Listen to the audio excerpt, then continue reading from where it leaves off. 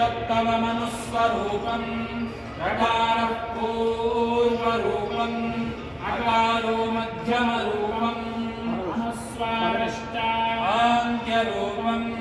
बिन्दुरुत्तररूपम् नादः सन्धानम् सकुम्भिका सन्धिः सैषा गणेशविद्या गणकऋषिः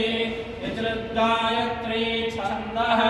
श्रीमन्महागणपतिर्देवता ॐ गणपतये नमः एकदन्ताय विद्महे वक्रतुण्डाय धीमहि तन्नो दन्तिः प्रचोदयात् एकदन्तं चतुर्हस्तं पाशमङ्कुशधारिणम् पदं च वरदं हस्तैर्बिभ्राणं मूषकध्वजम् रक्तं लम्बोदरं शूर्पकर्णकं रक्तवाससं रक्तगन्धानुलिप्ताङ्गं रक्तपुष्पैः सुपूजितं भक्तानुकम्पिनं देवं जगत्कारणमच्युतम्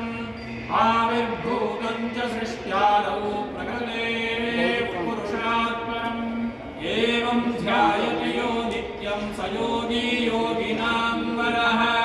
नमो प्रातपतये नमो गणपतये नमः प्रमथपतये नमस्ते स्थूलम्बोदराय विघ्ननाय